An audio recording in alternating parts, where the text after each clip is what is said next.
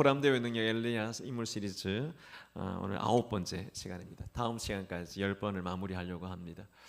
하나님께서 주시는 말씀 안에서 계속해서 코람데오의 삶이 우리 안에 있게 되시기를 바랍니다. 여러분, 사람들이 앞날을 잘 몰라서 운수를 보거나 또 기륭을 미리 판단해 보는 그런 일을 하지요. TV 프로그램에도 곧잘 나오기도 하고 사람들이 찾아가는 곳들이 많습니다. 여러분, 점 보신 적 있나요? 점 보신 적 있나요? 얼굴 점 빼는 거 말고요. 점 치는 것.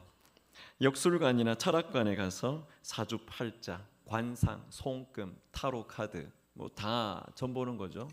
이런 점 보는 걸 해보신 적이 있는가? 통계를 보니까 대한민국 사람 가운데 41%가 점을 쳐본 적이 있다. 점치는 경험 해본 적이 있다. 그중에 남자보다 여자가 더 많고 연령별로 보면 30대가 많습니다. 20, 30대가 놀랍게도 점치는 일에 관심이 많습니다.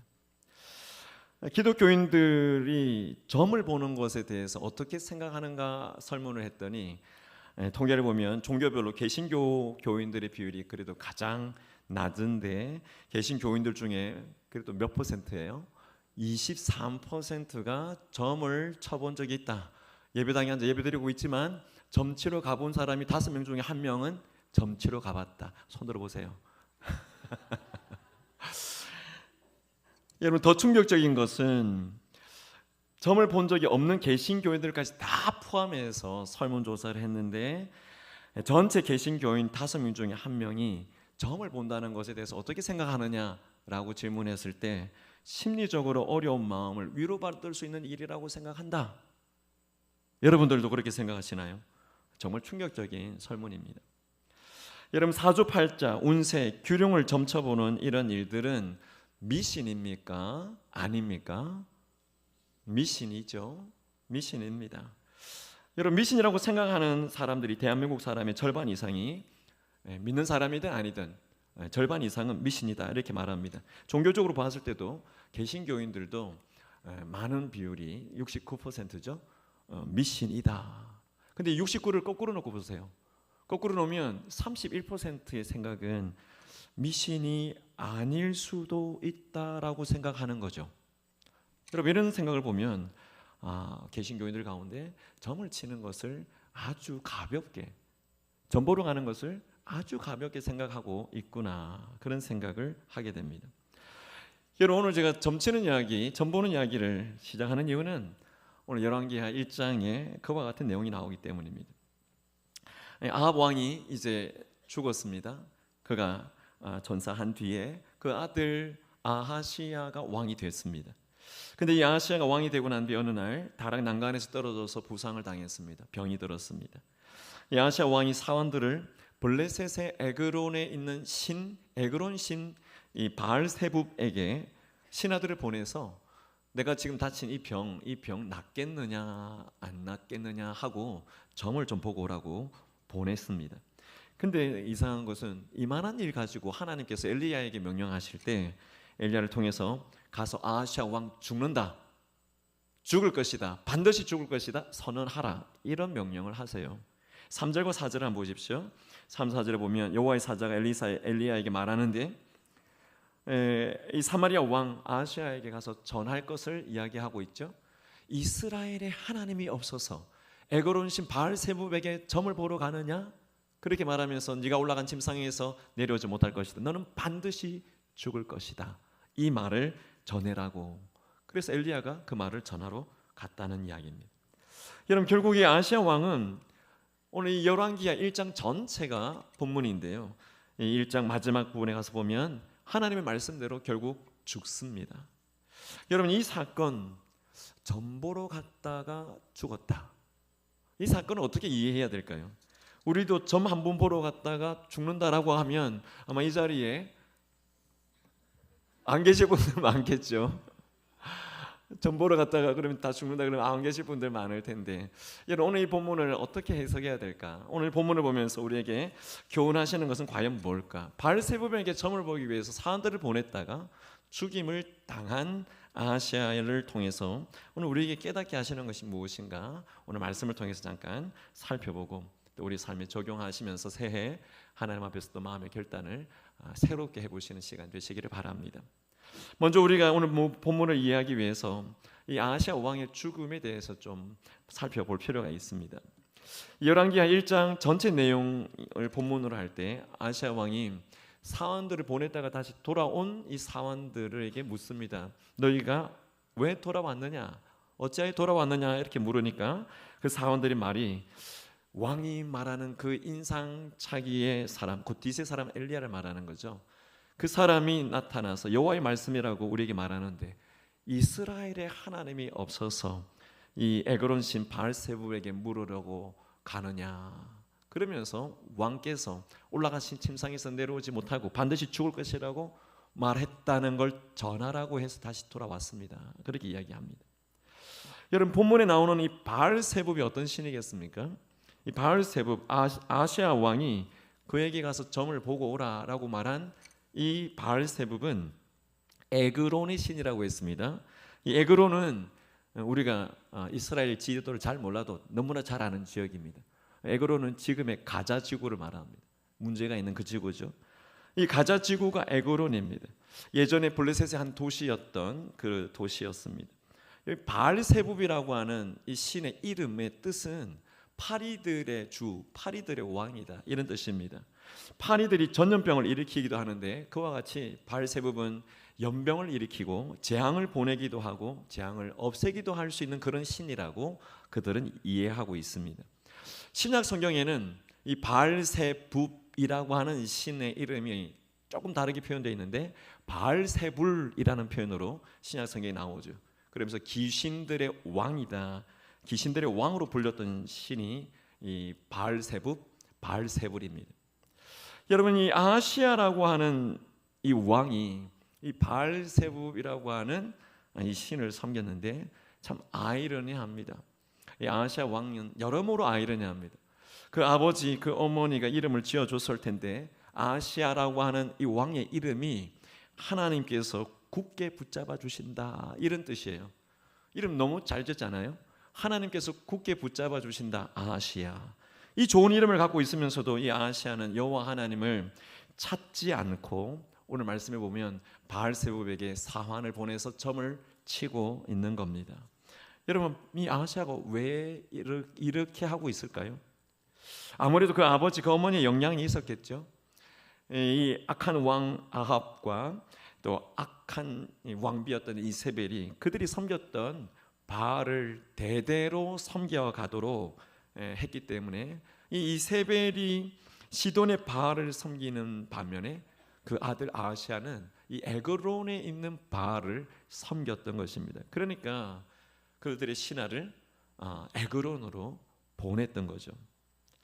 여러분 이 아하시아가 신하들을 바알세불에게 보냈을 때 아하시아의 이 영적 상태, 마음의 상태는 어떠했겠습니까? 오늘 1장에 나오는 읽으신 본문 그 다음 9절부터 마지막 절까지 내용을 보면 이 아하시아가 엘리야에게 어떤 행동을 하고 있는가를 보면 그의 마음의 상태가 영적 상태가 어떠한가를 우리가 충분히 짐작할 수 있습니다.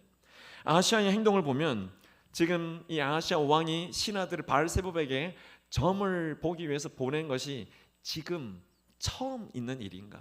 아니면 그가 한 번이 아니라 계속 반복적으로 하고 있는 그의 영적 상태를 나타내는가라고 하는 걸 알 수 있다는 거죠. 여러분 아하시아 왕이 엘리야에게 한 행동이 뭔지 보시면 9절 이하의 말씀에 보면 50명의 군사를 이끄는 50부장을 엘리야에게 보냅니다. 그 말은 그 대장만 보내는 게 아니죠. 군대를 보냈다는 말입니다. 50명의 군대를 보냈다라고 하는 것은 아합이 엘리야를 잡기 위해서 수배령을 내리고 온갖 방법으로 그를 잡아 죽이려고 했던 것처럼 엘리야를 잡아오려고 보낸 것입니다. 50부장이 50명의 군대를 데리고 갔습니다. 산꼭대기에 엘리야가 앉아 있습니다. 말합니다. 하나님의 사람이여 왕께서 내려오라고 하십니다. 그렇게 이야기했더니 엘리야가 그 말을 듣고 내가 만일 하나님의 사람이면 네가 말한 대로 내가 만약 하나님의 사람이면 하늘에서 불이 내려서 너희 50명을 다 불살을지로다 그랬는데 바로 불이 내려서 그 50명, 51명 그 군대를 불살라버립니다. 이런 엄청난 일이 일어납니다. 그런데 아시아 왕은 이 소식을 듣고도 또 다른 50부장을 불러서 또 다른 이 50명의 군사들을 데리고 엘리야를 잡아오도록 보냅니다. 역시 두 번째 군대도 첫 번째 군대와 똑같이 엘리야와 대화를 나누고 하늘에서 불이 떨어져서 그 사람들이 다 불살림을 당했습니다. 이 소식을 듣고도 아시아 왕은 또 세 번째 50부장을 불러서 세 번째 군대를 보냈습니다. 여러분, 이쯤 하면 아시아 왕이 어떤 사람인지 알 수 있지 않습니까? 얼마나 악한 사람인지 보통 악한 사람이 아니라는 걸 알 수 있습니다. 여러분, 자기의 신하, 자기의 군대를 보냈는데 자기 백성이 100여 명이나 불에 타 죽었는데 눈도 깜짝하지 않고 또 보내고 또 보냅니다. 하나님 앞에서 왜 이런 일이 있는지 돌아보지도 않고 회개도 하지 않습니다. 계속 엘리야를 잡아오는 이 일에만 혈안이 되어서 사람들을 보냈다는 거죠. 여러분, 이렇게 아시아 왕이 엘리야에게 행하는 것을 보면 이미 그 내면에는 악으로 가득 차 있습니다. 또 자신이 숭배하는 이 바알을 숭배하면서 바알세붑에게 오늘 말씀에는 구체적으로 기록되어 있지 않지만 반복적으로 점을 보는 행동, 반복적으로 우상을 숭배하는 그 행동에 대해서 엘리야가 자신을 향해서 너는 죽을 것이다 이렇게 선포했던 이 말을 그냥 한 번 있었던 일이면 넘겨볼 수도 있는 일인데 그 말을 넘겨보지 못하고 그 말을 그냥 넘길 수가 없어서 계속해서 수많은 군사들을 희생시켜가면서 엘리야를 잡으려고 했다는 것을 우리는 알 수 있습니다. 결국에는 세 번째 50부장에 대한 이야기를 보면 그가 지혜롭게 그리고 엘리야에게 가서 아주 겸손하게 그리고 자기의 군사를 사랑하는 마음으로 아주 간청하는 마음으로 엘리야에게 이야기를 해서 결국 아시아 왕의 명대로 엘리야를 왕 앞으로 데리고 옵니다. 그리고 난 다음에 이 엘리야가 여호와의 명령하신 그 명령대로 아시아 왕에게 선포를 하죠. 그 말씀이 16절입니다. 여러분 16절을 다시 한번 보십시오. 어떻게 선포합니까? 이스라엘에 그의 말을 물을 만한 하나님이 안 계심이냐. 그 뜻을 물어볼 만한 하나님이 이스라엘에 안 계셔서 그렇게 사람을 보냈느냐 하면서 내가 올라간 그 침상에서 내려오지 못할지라 네가 반드시 죽을지로다 그렇게 말을 합니다. 여러분 지금 아시아 왕은 바알에게 철저하게 숭배를 했던 바알세붑 골수분자입니다. 이런 사람에게 하나님께서 돌아서라고 엘리야를 보내시고 그 엘리야를 보내시기 이전에도 그가 왕위에 있을 때 하나님은 계속 돌아설 것에 대해서 암시하고 기회를 주셨을 터인데 그 여러 기회들을 계속 무참히 무시했던 결과가 오늘 바로 하나님의 심판이요 바로 죽음이었습니다. 여러분 하나님께서 아시아에게 아무리 경고하셔도 그는 그 경고를 무시하고 회개하지 않을 때마다 죄는 계속 쌓여만 갔죠. 죄가 쌓여간다는 단어가 관영한다라고 하는 단어인데 이 죄가 관영하면 관영할수록 하나님은 심판을 확정하시는 겁니다. 엘리야가 50부장 그 50명의 군대를 두 번이나 불로 태워 죽인 일은 왜입니까? 하나님의 이 무서운 진노의 심판을 드러내시겠다라고 하는 것을 먼저 나타내신 것입니다.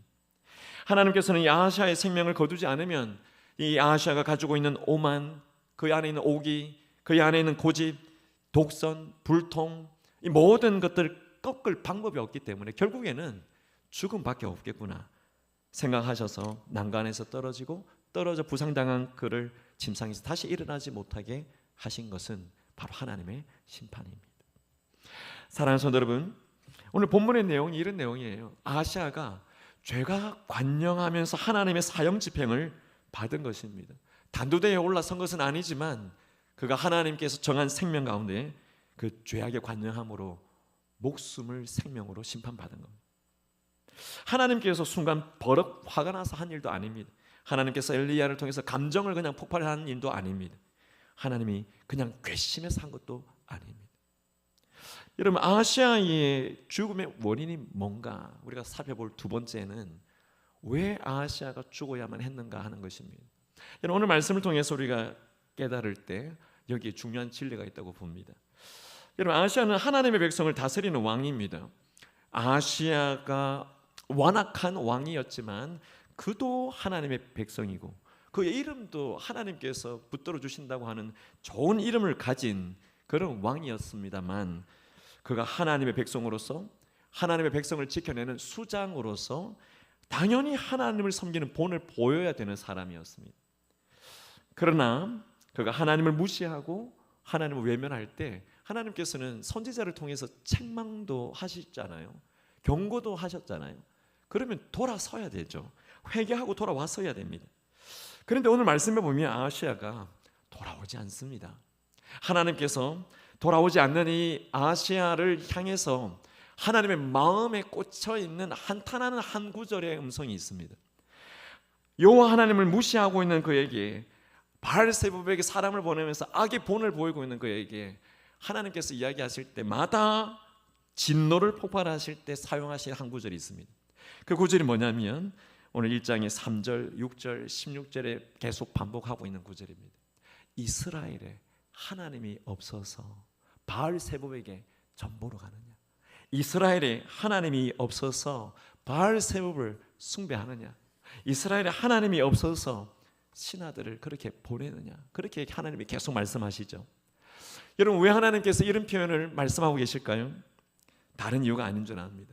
여호와 하나님만이 유일하신 하나님이요, 여호와 하나님만이 참신인데도 불구하고 세상에 그 다른 어떤 것에는 참신도 참 하나님도 없는데 이 우상을 섬기면서 우상 숭배, 귀신 숭배에 빠져있는 그 모습을 하나님이 너무나 안타까워하셔서 이스라엘에 하나님이 없어서, 이스라엘에 하나님이 없어서, 이스라엘에 하나님이 없어서 그 말씀을 계속 반복합니다.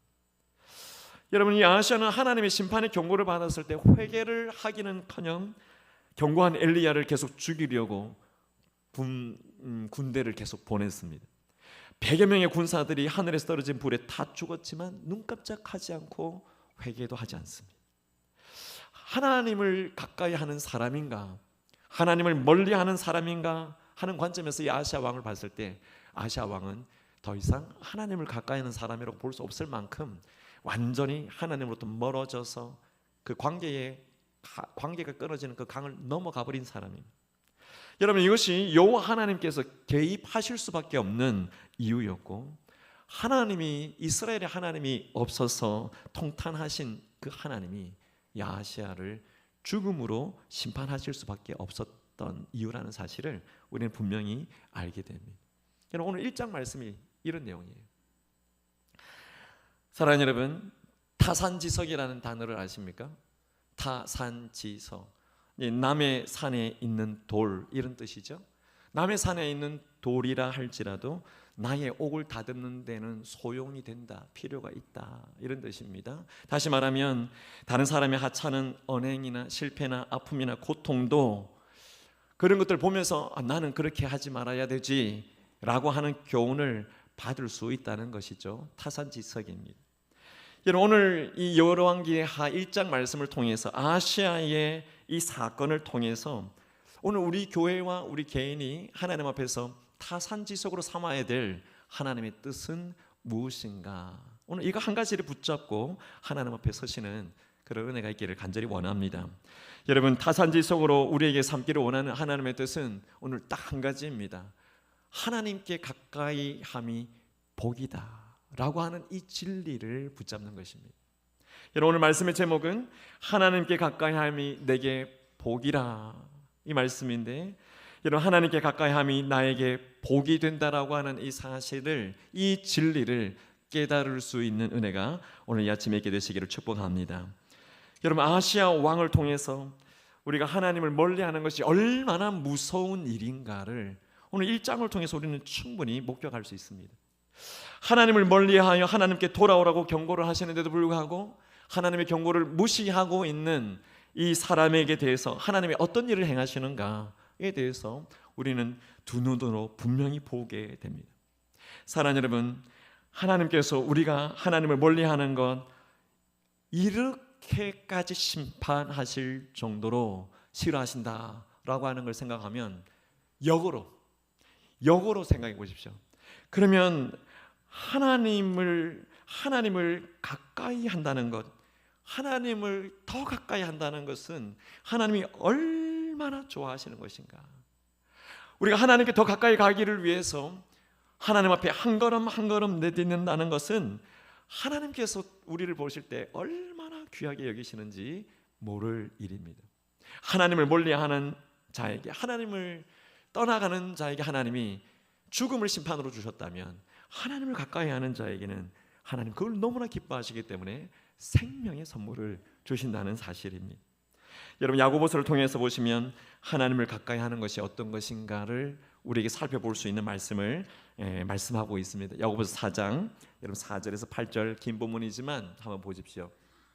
말씀해 보면 가늠한 여인들아 할 때 가늠한 실제 여인들을 말하기도 하지만 세상과 짝을 짓고 하나님을 떠난 영적 가늠을 말합니다.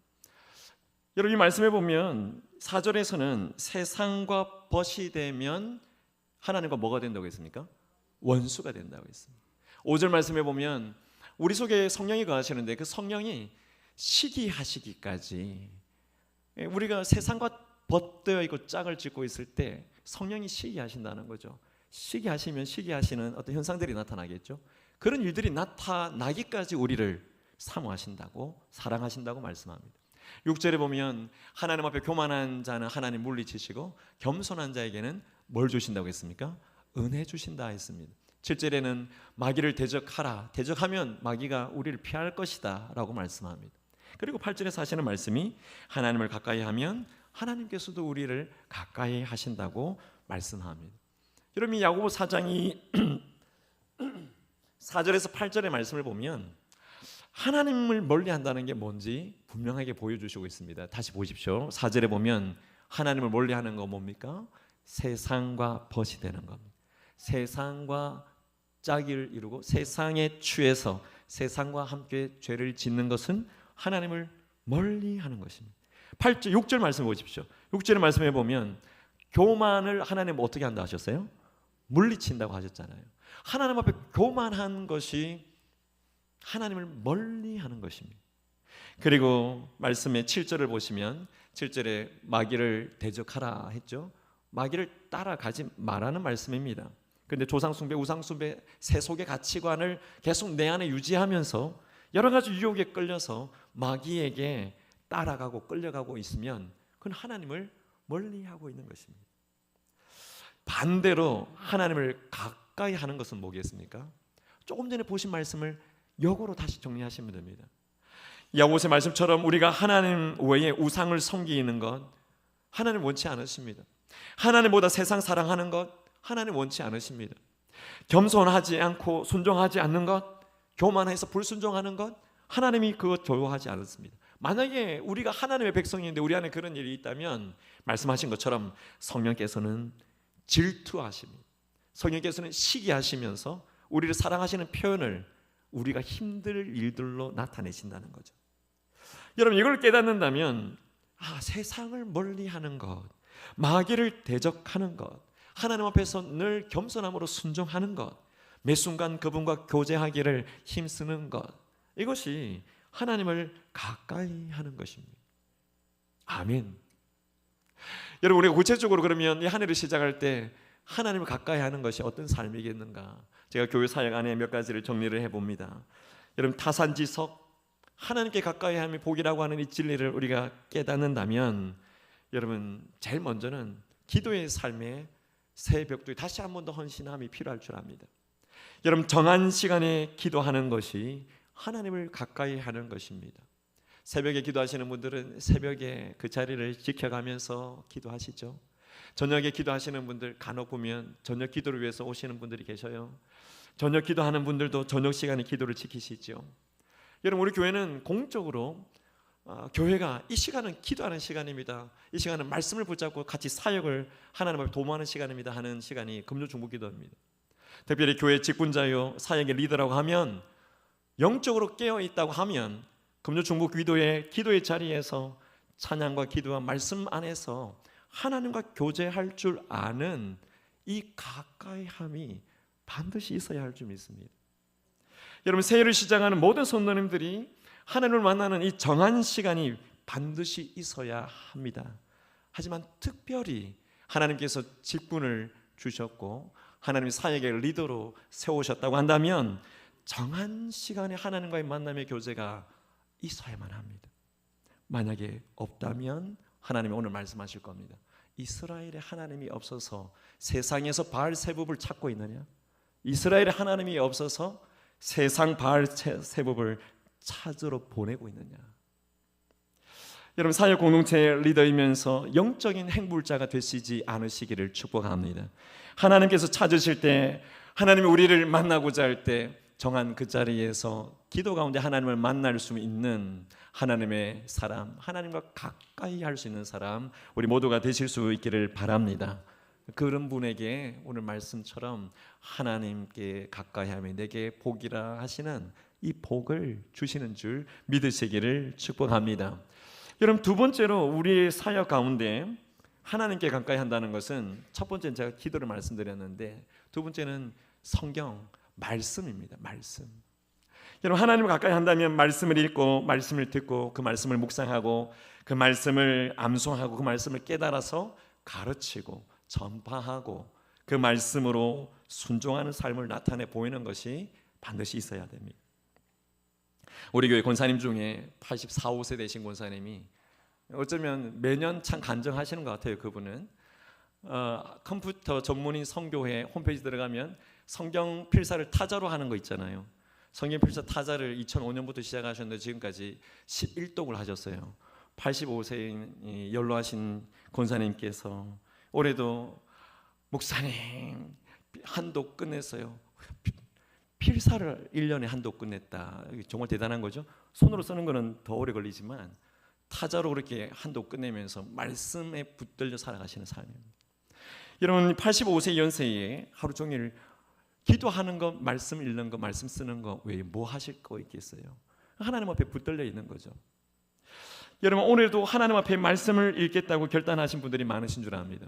감사한 것은 지난 주일까지 교회에 성경 통독 카드 1독 이상 하신 분들 얼마나 내셨는가 보니까 벌써 한 10명 이상이 내셨더라고요.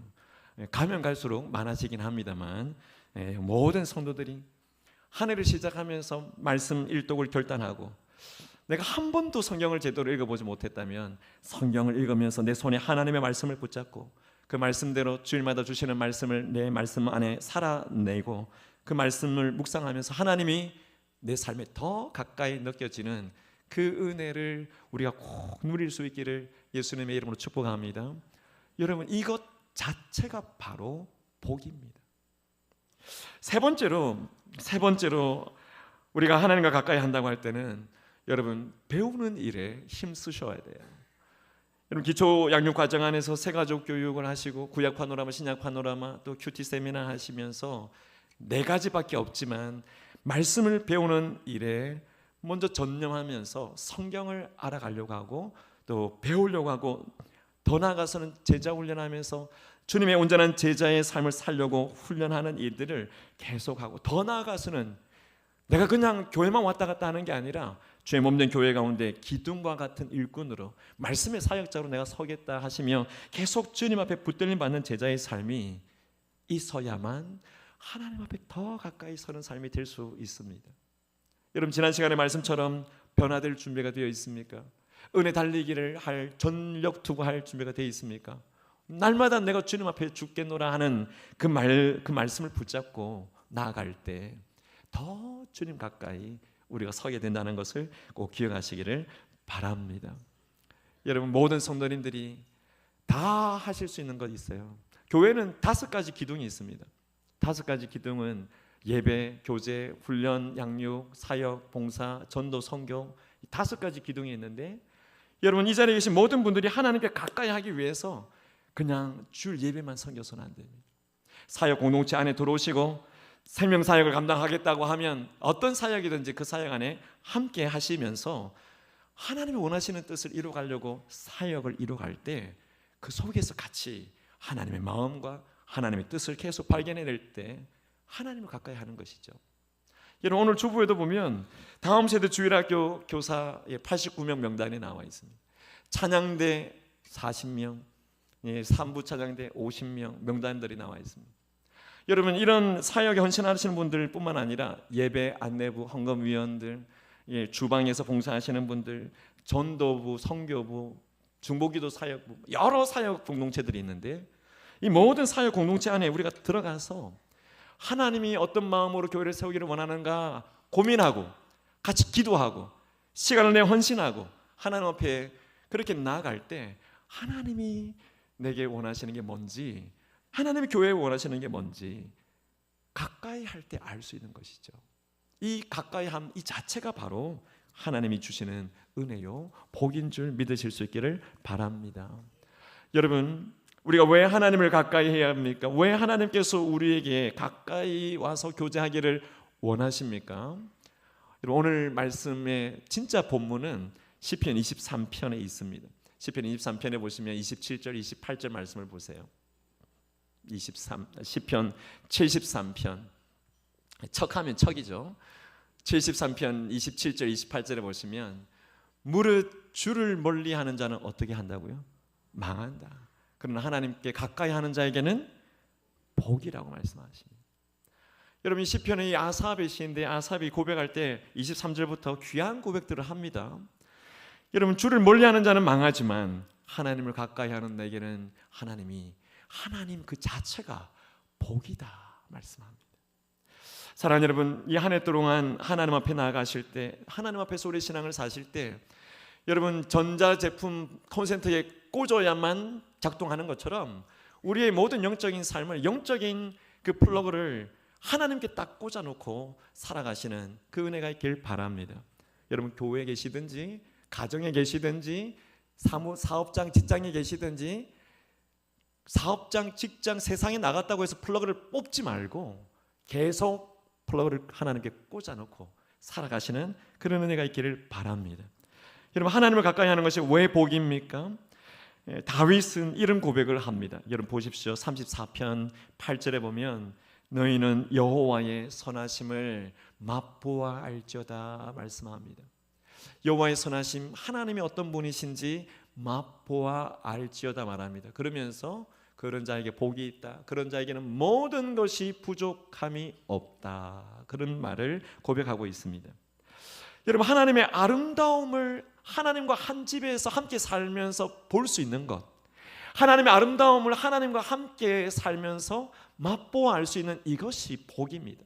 하나님 자체가 복인데 우리가 하나님과 가까이 있기 때문에 그 하나님을 경험하게 된다는 거죠.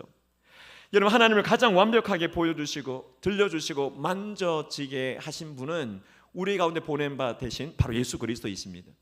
예수 그리스도를 우리가 보고 그분의 말씀을 듣고 그분으로 인하여 하나님 앞에 나아갈 때 성경은 우리가 하나님을 만질 수 있고 보고 만지고 듣고 할 수 있다고 말씀을 합니다. 그럴 때 하나님의 선하심을 알 수 있다는 거죠. 여러분, 우리 눈에는 하나님이 보이지 않지만, 들리지도 않지만, 만져지지도 않지만 예수 그리스도를 통해서 우리 가운데 보내주신 성령이 우리 안에 계시기 때문에 성령을 통하여 영적인 플러그를 하나님 앞에 딱 꽂아 놓기만 하면 예수 그리스도를 우리를 통해서 만져보고 듣게 하시고 경험하게 하셨기 때문에 예수님으로 말미암아 하나님의 교훈과 하나님의 능력을 우리 안에 계속 내려주신다는 사실을 확신하실 수 있기를 바랍니다. 영적인 플러그가 하나님을 가까이 하면서 딱 꽂혀 있는 분들은 주님을 더 깊이 알아가게 되고 주님을 더 확신하게 되기 때문에 염려가 와도 낙심하지 않습니다. 염려가 오면 기도하게 되죠. 낙심할 만한 일이 와도 절망하지 않습니다. 왜냐하면 그분은 우리에게 절망을 주시는 분이 아니신 줄 알기 때문입니다. 플러그가 분명히 꽂혀 있으면 시험을 만나도 넘어지지 않습니다. 하나님을 가까이 하는 자의 복이 바로 이런 것 아니겠습니까? 말씀을 맺습니다. 여러분, 오늘 이 자리에 계신 분들 가운데 어떤 사람은 심판을 악화시키기 위해서 오래 사는 사람이 있을 수도 있습니다. 어떤 사람은 심판을 재촉하여서 일찍 죽을 수 있는 사람도 있을 수 있습니다. 제가 그렇다고 단정하지 않았습니다. 이렇게 말씀드리는 것은 사실은 아합과 아하시아 부자에 관한 이야기입니다. 여러분, 이 아합은 악한 왕으로서 심판을 악화시키면서 오랫동안 왕위에 있으면서 이스라엘 백성들 하여금 계속 죄악 가운데 넘어지게 만든 사람입니다. 그런데 반면에 이 아하시아는 심판을 재촉해서 그의 왕위에 재위하는 시간은 2년도 채 되지 않았습니다. 일찍 죽었습니다. 중요한 것은 오래 살든 빨리 죽든 여호와 하나님을 대적하면 하나님은 반드시 심판하신다는 겁니다. 오늘 이 자리에 이런 분들은 아무도 안 계시기를 간절히 원합니다. 여러분, 우리가 하나님 앞에 나아갈 때 오늘 이 아하시아 왕을 반면교사로 삼고 타산지석의 교훈을 우리 안에 꼭 붙잡을 때 하나님을 가까이 함이 내게 복이라, 하나님을 가까이 할 때 하나님 주시는 그 은혜와 복을 우리가 온전히 누릴 수 있도록 우리 삶을 돌아보시면서 이 새해에 하나님 앞에 다시 마음을 결단하시고 하나님을 가까이 하는 그 자리에 서서 성령의 인도하심을 따라 나아가시는 우리 모든 성도님들 되실 수 있기를 예수님의 이름으로 축복합니다. 하나님 아버지, 오늘 말씀 앞에서 타산지석의 교훈을 붙잡습니다. 하나님께 가까이 함이 내게 복이라 하신 이 말씀을 기억하게 하셔서 아하시아 왕처럼 하나님을 무시하거나 멀리 떠나지 않도록, 우상 숭배 가운데 죄악 가운데 하나님 망하는 자 되지 않도록 주님께서 우리를 그 오른손으로 붙잡아 주시고 하나님이 새해를 성숙함으로 달려갈 수 있도록 축복하여 주옵소서. 예수님의 이름으로 기도하옵나이다. 아멘.